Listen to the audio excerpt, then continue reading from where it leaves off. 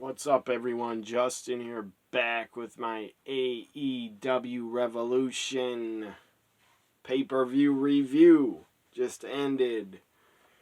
And my God, that was a long show. I understand why they go 4 hours. Because of cost.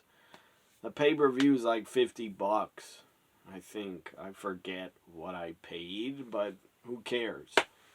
That's not interesting. Still, 4-hour pay-per-view, I don't like. I don't care if it's WrestleMania, if it was a Starrcade, if it's AEW pay-per-view of the year. I don't like 4-hour pay-per-views for any company. Ever. But, whatever. That doesn't mean I'm going to say it was a bad show or boring. I was not bored. Just got tired. Sitting, watching for 4 fucking hours. It was not a bad show. It was better than good. It was a great show. But one match, I don't do this often. But one match, I'm going to rip and bash because I did not enjoy it. So, yeah, how that AEW Revolution. I believe there is a Beatles song, Revolution, or had Revolution in the song. Or something like, hey, let's start a revolution. I'm not going to try to sing it. But I believe a Beatles song had the word revolution in it. I don't know why that just popped in my head, the Beatles song. I'm not a big Beatles fan. I don't care about them. They definitely changed music and had a lot of great hits, but not my era, not my generation. I'm into faster music, heavy metal, hard rock, stuff like that. I actually like some EDM music too, and pop. And some old school rap too. When I say old school rap, I mean Eminem, 50 Cent, Snoop, rap like that. So, here we go with my Revolution review. Up first, we had the pre-show, the buy-in. I watched it, so actually I was sitting, I did stand up, I did go downstairs and get drinks and go to the bathroom, but I watched 5 hours of wrestling tonight. Again, that's too long. I love pro wrestling, I always will. And I will always watch it, pay-per-views, and support it. But 5 hours is too damn long. If it was a 6-hour show or 7 hours, I would bail. Because I like my free time. And I'm not going to watch wrestling for 6 straight hours. I don't think I've ever done that since like WrestleMania 35. Or since I was a teen or something. Or a kid. Actually, as a kid, I never saw 6 hours of wrestling because I only had a couple of wrestling videotapes. And I would not watch them over and over for 6 hours straight. Now to the review, the buy-in. Up first was legit Layla Hirsch against the Alien, Chris Statlander. It was only, it was decent amount of time. 9 minutes. 50 seconds, legit Layla Hirsch wins. The fans were very quiet. I don't think a lot of them got to the arena yet or were not seated because it sounded like only 50 people were there. Up next, we had Hook. Send Hook. Well, he was sent, and I wish he would have destroyed QT in about 50 seconds or less, but it went on 5 minutes. I guess it's good for Hook that he got to work longer. Maybe he'll get better and better if he has longer matches. I don't know. Hook does not have to do much. And his matches should not be long. He's super over. So Hook wins by submission, 5 minutes. It should have been about 50 seconds for a Hook win. Up next, this is the final buy-in matchup. House of Black, Malachi Black, Brody King, and Buddy Matthews took on. AEW has so much fucking talent. Too much. Too many guys that they are signing that are free agents. I don't blame Tony Khan for signing all these guys. But dude, you have too many. You have too much talent. You need to stop. Unless you're going to keep booking Dark and Dark Evolution, whatever the hell that show's called on YouTube.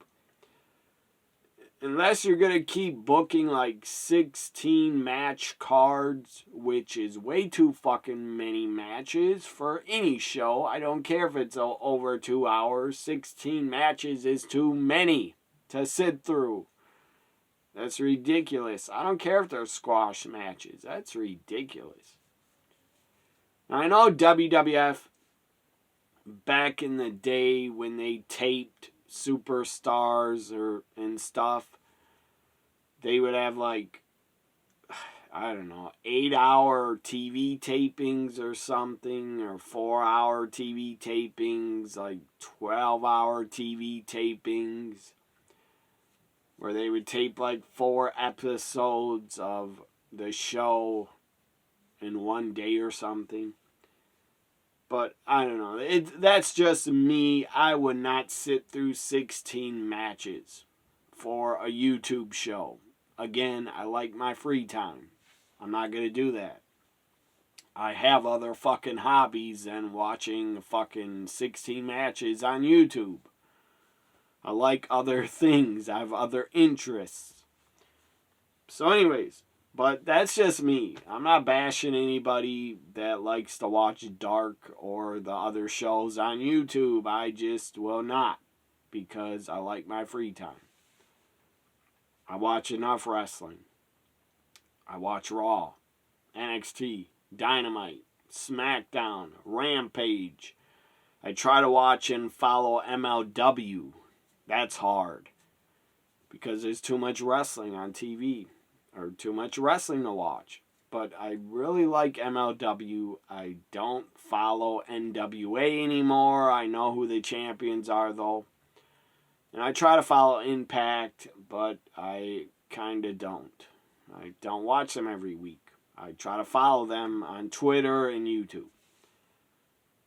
So, the final match of the buy-in, House of Black took on Death Triangle, Pac, Penta, and Eric Redbeard, formerly Eric Rowan of the Wide Family. This was pretty good. 17 minutes, 20 seconds, House of Black wins. It was a good 6-man for a kickoff show. It was really good.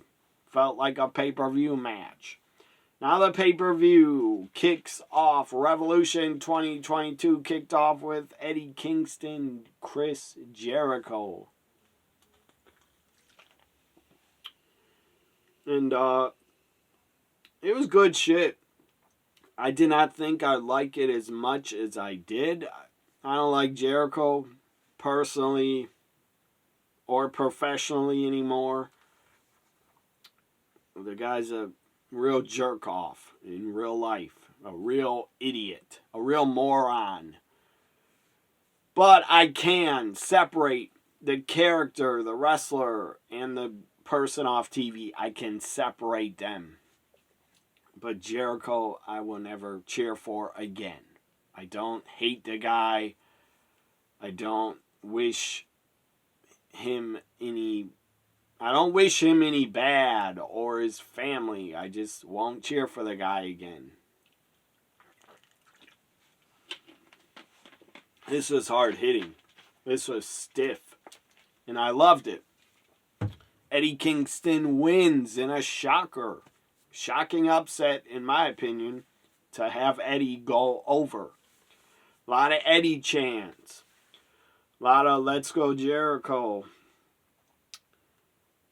But, yeah, I don't like Jericho. But, again, I don't wish ever for anything bad to happen to the guy. I'm not a fan of Jericho. Eddie Kingston wins. Again, that was a shocker in my opinion. That was good shit to put over Eddie over Jericho. 13 minutes, 40 seconds. Up next, 3-way for the tag titles. I was about to belch a really loud. I will not. But, yeah, 3-way for the tag titles. AEW tag team titles, 3-way. Jurassic Express, Jungle Boy, and Luchasaurus. And I'm glad they got rid of Marco the Midget. I'm glad they did not re-sign him. Because he was useless.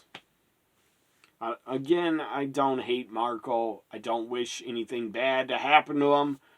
I just don't think he belonged in wrestling in a ring or doing matches. Because I was a child. Looked like a child, wrestled like a child against grown-ass men. If Marco would wrestle women, I would still believe the women could defeat him and beat him up, for real. I mean, Marco wrestling to me was never believable. It's not believable that he could defeat anybody. You know, I know the business is a work. Anything can happen. You can book anybody to go over. But Marco, to me, I would never book him to be put over anybody. Or win over anybody. If I was the boss. So up next, I'm sure Marco's a nice guy. I just don't want to see him on my TV in wrestling.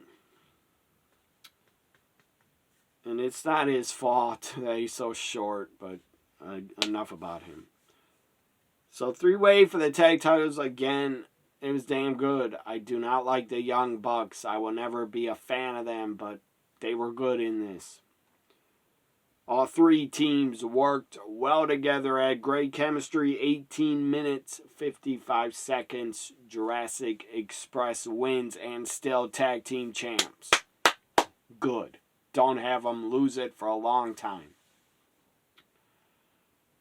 Up next, Face of the Revolution ladder match. Could they get a better thing that's hanging from the ceiling than a fucking circle that looks like it's for hemorrhoids for you to sit on? That's horrible how that looks. That's stupid. It's a circle ring. What the fuck is that? Why can't they just hang a fucking contract? That's what I would do. It just looks so stupid, a gold circle ring. But Face of the Revolution ladder match for a future TNT title shot. Why is it not for the world title shot? Wardlow, Keith Lee, Orange Cassidy, Powerhouse Hobbs, Pretty Ricky Starks, and Christian Cage. This was good. This was exciting. This was a spot fest, but a good spot fest. It was hard hitting. A lot of ladders were used. Orange Cassidy got tossed like a salad over the top when flying. Over Cage and Ricky Starks, they couldn't really catch him that good. He laying on his head or his shoulders. It looked bad how he landed on the floor near the ramp. I hope Orange Cassidy's okay and not injured, but he did continue in the matchup. And then Hobbs, the big boys, the big, meaty, beefy men. Where's the beef? It was in the ring. Wardlow, Hobbs, and Keith Lee. Big, meaty men smashing together. It was awesome. They were on the stage, and then they Keith Lee and Hobbs were like at the edge of the stage, and Wardlow spears them off the stage or pushed them off, pounced them. They went through 2 tables. They were done. Back in the ring. At one point, you had all 6 guys on 2 ladders. That was insane. Ricky Starks is climbing, about to get it. Wardlow power bombs him on the ladder. It was awkward how he took the power bomb. It did not look good. But then Wardlow gets it down, gets the ring down, the giant inflatable ring. I don't know what the fuck that is again. I have no clue what that's supposed to be. I guess it's grabbing the brass ring. Well, it looks stupid. And it's a stupid concept. You could have had a mystery man in this, and it could have been Cesaro, and he could have really grabbed the brass ring, because WWE damn sure didn't let him. He was never pushed as a main event guy. Cesaro, very successful. WWE career, great tag wrestler as a tag champ. I think he's better as a singles, but he's a great tag wrestler. Many-time tag champ. U.S. champ. Intercontinental champ. Cesaro was there for, I think, 11 years. He had a great run. A good run, not great.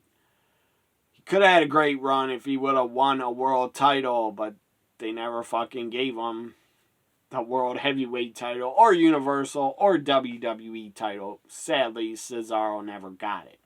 If he could have been in the ladder match, grab the brass ring, that would have been cool. But then it's just another former WWE guy that you signed, putting him over your original AEW talent. And there are AEW originals. Everybody, except Keith Lee and Christian. Everybody else is AEW originals. Homegrown AEW guys. Wardlow wins. Awesome. Love it that Wardlow won. To me, the guy's a main event star. He has it. Look at him. The guy has it. He reminds me of Sid. Only a better wrestler than Sid. Just saying how Wardlow looks, he reminds me of Sid. So up next we had the Tbs Championship. This was stupid. It shouldn't have been on a pay-per-view in my opinion. It didn't have to be. Jade Cargill comes out. Really cool Mortal Kombat gear. I think she's Katrina or Jade from Mortal Kombat. But, yeah, Jade looked great, like $1 million. She's the TBS champ defending against Ty Conti with Anna Jay. It's like a squash match. To me, it should have been a squash. Jade should have beat her in about 1 or 2 minutes. Because Ty Conti, to me, is never going to be a champion. And she's a mid-carder. I know it's a mid-card title, but Ty Conti, I don't think will ever be a champion in AEW. Unless they come up with women's tag titles. Then Anna Jade and Ty could be the women's tag champs. Anna Jade I like a lot better than Ty Conti. A funny story, Ty Conti's boyfriend, Sammy, the guy decided to... What the fuck is that? Giant bug on me. Holy fuck. Get the fuck off of me, man. Holy shit, I'll be back. I apologize. I had to get that bug off of me. It's a fucking beetle bug. I don't know what kind of bug it was. But, it's like a beetle bug with orange in them. Like orange lines. I saw that crap on my shirt from the camera. I was like, what the fuck is that? Some giant black thing. I don't know where the fuck he came from. Fell from the ceiling. I don't know, but that shit, that was, that freaked me out. I don't like bugs. I mean, little mosquitoes, little flies, they don't bother me, but ugly ass bug like that, I don't like it. I don't like them on me. So maybe it made you laugh watching, but that shit was it wasn't scary. I would just say it was creepy and freaky and annoying. But thank God I got him off me and then killed him. He's an ugly son of a bitch. Very ugly. Looking at him, they kind of look like cockroaches, and holy fuck, I hate cockroaches. How they look. So, these bastards shouldn't be getting in my house. It's winter outside, it's cold, they're dead, they're not alive outside, so I guess they really try to get in people's houses to stay alive. So, back to, Tbs Championship. Jade Cargill wins in 6 minutes, 50 seconds. I think Jade should have squashed her like Goldberg squashed a lot of guys in WCW. Up next, a match. One of the matches of the show. Definitely was a match of the show. I would say either 1, 2, 3, I'd say 4 matches were really good. And I'll tell you which ones after the review that were my 4 favorite.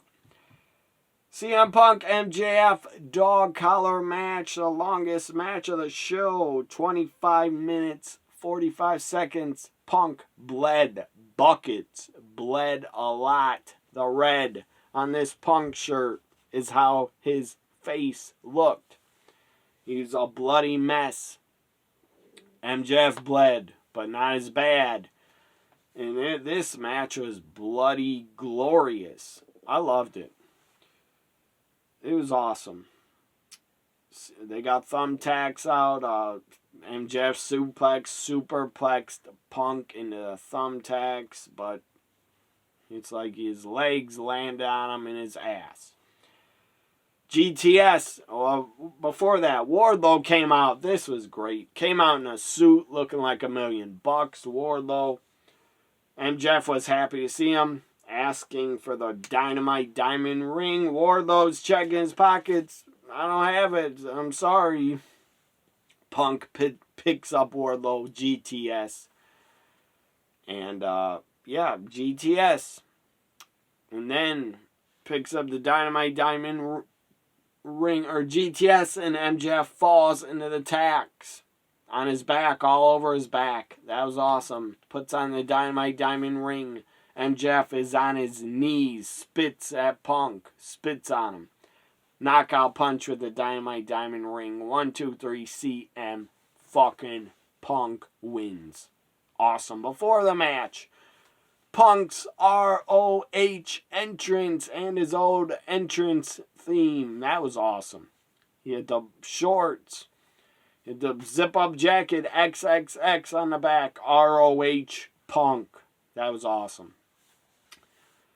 And MJF defeated Punk twice in Chicago, so I really believed Punk was winning tonight. He should, and he had to. CM Punk wins in 25 minutes, 45 seconds. Up next, women's title. Dr. Britt Baker, DMD, defended against Thunder Rosa. Thunder Rosa, personally, one of my favorites. One of my favorite women. One of my favorite wrestlers in wrestling. Also, thank you, Thunder Rosa. You will never watch this, but thank you for following me. I appreciate it so much. I'm just a big fan of Thunder Rosa. And it's an honor that she actually follows me on Twitter. Again, I think she might have a assistant or manager run her account, or her husband. I don't know, but thank you for following me. So this was good.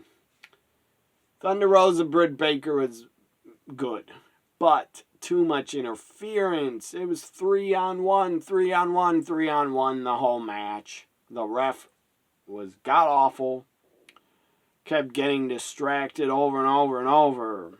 It's enough already with Britt and the Rebel and Jamie Hayter distracting everybody so Britt can win and retain.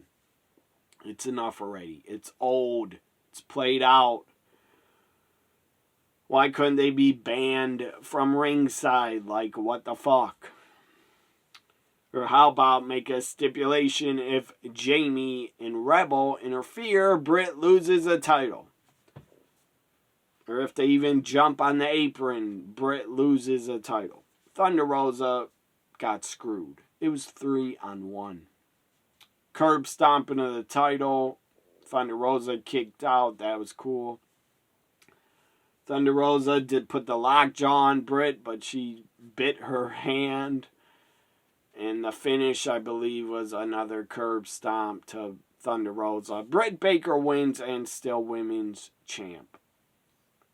I like Britt a lot. Obviously, I wouldn't have bought one of her shirts if I wasn't a Britt Baker fan. I love Thunder Rosa. I've got to get myself a Thunder Rosa shirt. But, yeah, I have a ton of old wrestling shirts, but I buy very few wrestling shirts nowadays, only of wrestlers I really like and will support and want to support.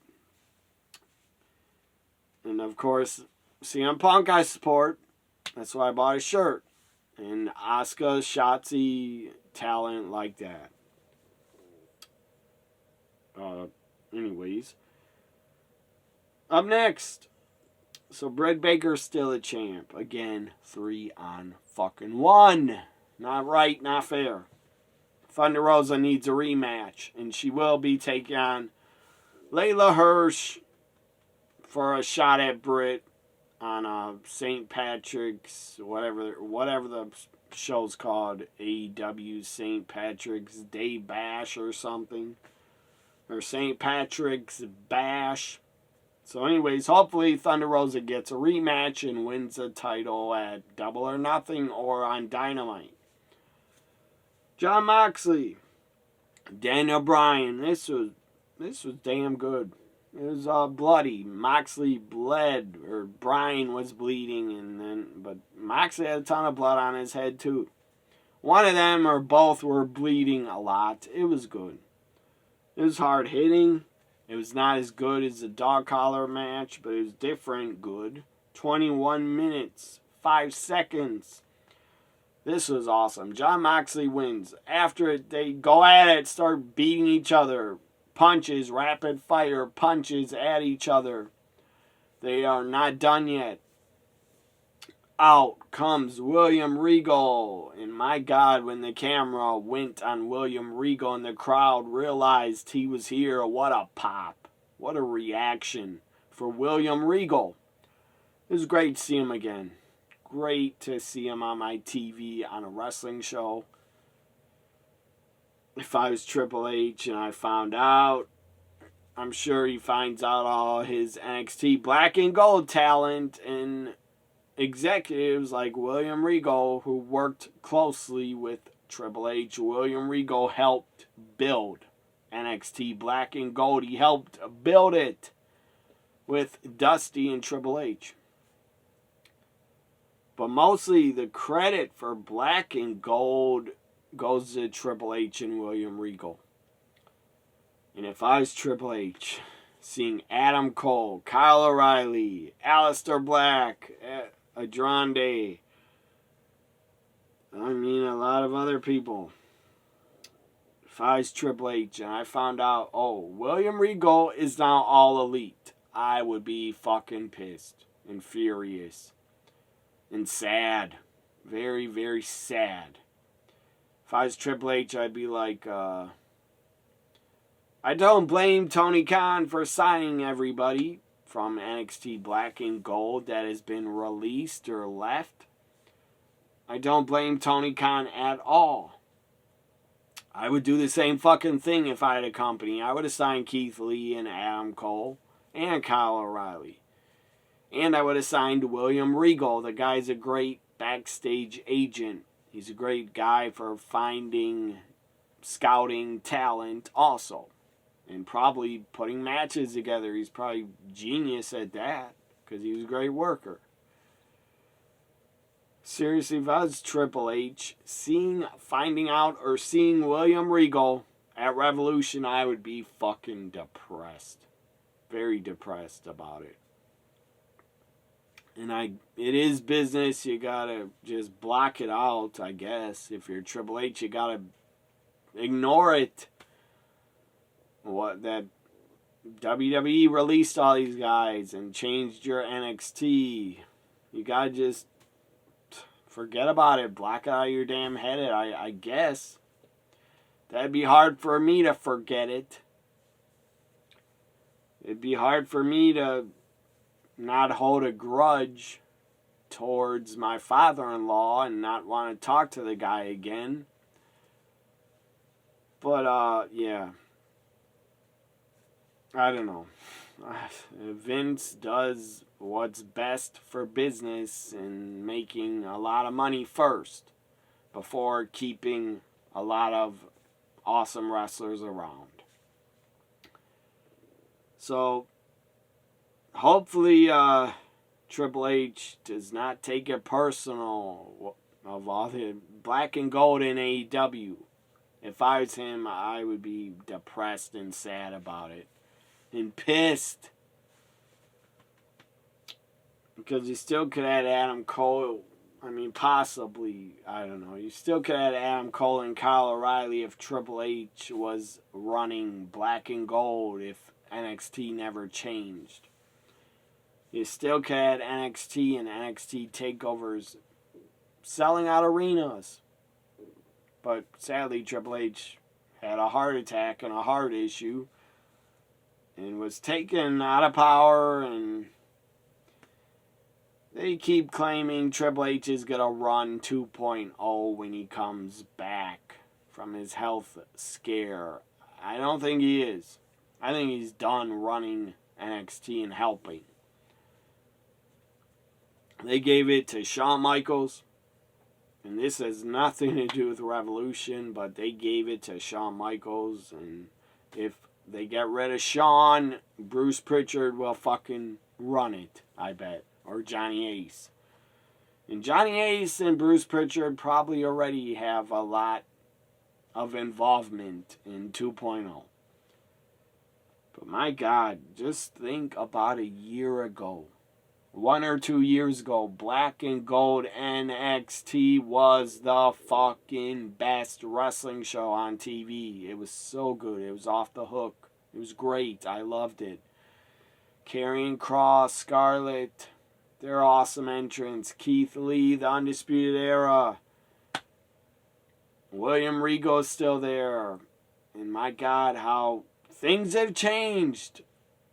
Black and Gold has become All Elite Wrestling. NXT Black and Gold is now AEW, basically.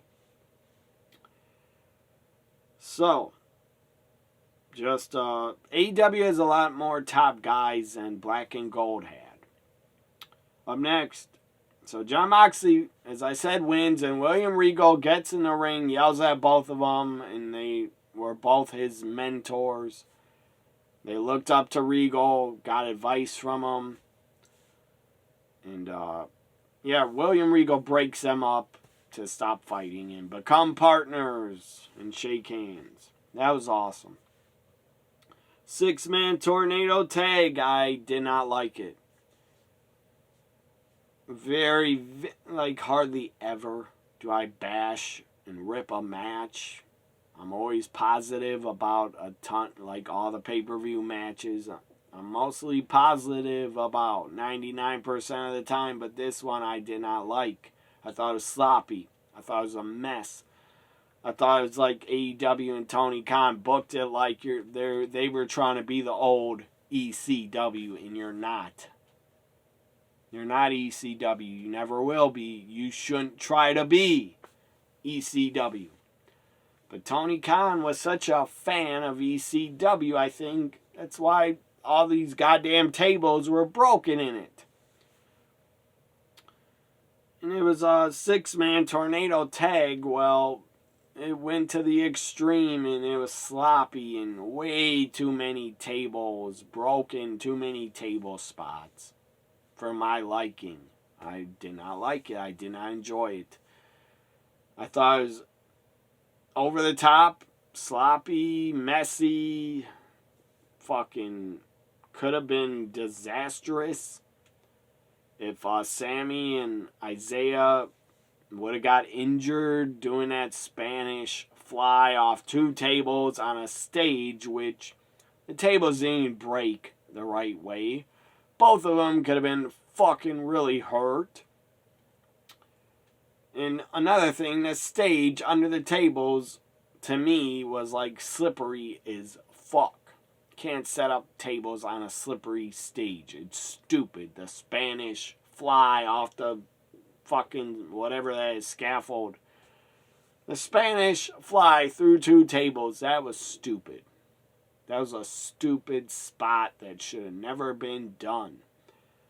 To me, it was too dangerous and risky. I wouldn't have risked doing it if I was a boss. I would have told them, don't fucking do that. If you do it, you're fired. And then Sting jumps through 4 tables on top of some. I don't know if it was Matt Hardy, but Sting put somebody through 4 tables. That was insane and that was dumb. Sting doesn't need to be doing that shit at 61. Maybe he wanted to, but who cares? If he wanted to, the boss should have told him, no, don't do it. I don't want you doing that. That was ridiculous. Sting going through 4 tables. That was so stupid. The match, Tornado Tag was a fucking mess. To me, it was sloppy and a mess. Darby Allin missed a coffin drop. That was a mess. He's going to be paralyzed soon. And before this tornado, so anyways, Darby, Sammy Guevara, Sting win and defeat Andrade, Matt Hardy, Isaiah Cassidy. And before this, like way before, Swerve Scott. Swerve is back in a major company. Swerve is all elite. That's awesome. He's great. Another guy, Swerve. He was black and gold for like 1 or 2 years. Now he's AEW. Unreal. And 2.0, NXT 2.0 has enough talent, but Black and Gold had a ton of guys that were released. The only Black and Gold guys that are left, Dexter Lumis and Pete Dunne and Tommaso Ciampa. And that's it. I guess Carmelo Hayes, he was in Black and Gold for a little bit. The Tornado Tag, final thought, it was a fucking train. It was a train wreck. It was a mess. A hot fucking mess. Main event time, this was not a mess. This was good, but it went too long. Hangman, Adam Page, defending the world title against, I gotta do it, Adam Cole, baby. The 2 Adams. This was funny shit. The fans started chanting, let's go Adam, let's go Adam, let's go Adam. That was funny shit. Because they're both Adams. The champ, Hangman Page, wins. We had interference. I didn't like the interference from Red Dragon. And Dark Order and their 10 members came out. So Hangman Adam Page hits a buckshot. He got a Canadian Destroyer, I think, on the floor. That was sick. That was insane. And too many matches do the Canadian Destroyer. They need to stop. Too many companies do that shit. I'm glad WWE isn't doing that move all the time. But anyways, Canadian Destroyer is fucking way overdone in wrestling. It means nothing. And it used to be a great, great awesome, innovative finisher. Now it means nothing because too many fucking wrestlers have done it. And the first guy was the best that did it. P.D. Williams in TNA. He's the first guy I ever saw do it. I don't know if he invented it.